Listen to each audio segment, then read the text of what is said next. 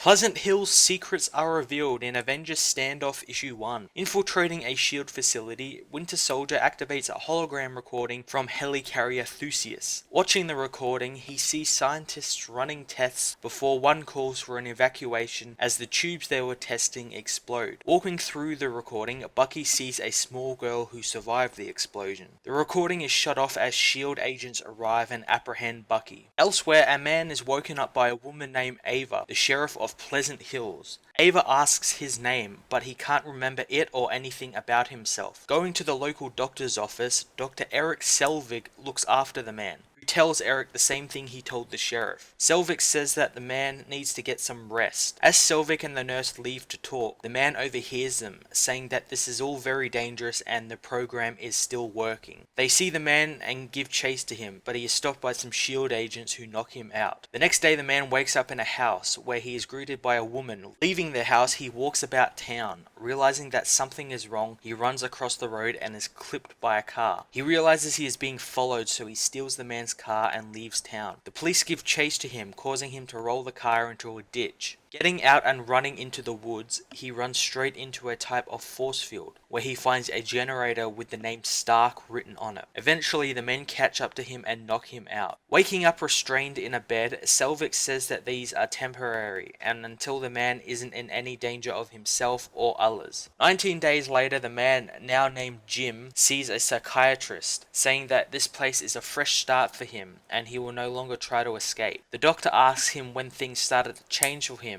Jim tells him that he met a young girl in a forest who found a dead bird, but the girl said the bird is waiting for its purpose. Touching the bird, the girl brings it back to life, just as her father comes and finds her. Days later, Jim finds a house on fire while walking through the neighborhood. He runs into it and saves a woman's baby. Saving the baby, he goes back inside the house, finding a man in the kitchen. The man said he knows the truth about Pleasant Hill and its citizens, and he tells Jim to meet him later on. A few days later, Jim is awarded a medal for bravery for protecting the town. He is introduced to the mayor, Maria Hill, who questions him about the man in the house. Jim says there was no other man in the house and that he just heard noises. Hill doesn't believe him and tells him that she is skeptical about the whole event. Later on, Jim meets the man in his hideout. The man shows him a training video which shows Maria Hill talking about the town and how it is a rehabilitation place for villains. Hill says that they use pieces of Cosmic Cube to wipe villains' minds and give them a fresh start. Shutting off the video, the man starts up a device he has made, pointing it at himself and Jim. He activates it, returning them to their original memories and lives. Jim is really Baron Zemo and the man is the Fixer. So yeah, Avengers Standoff was kind of okay. The story, immediately as I started reading it, I kind of figured out what was happening, and I really thought it was really similar to the DC Comics event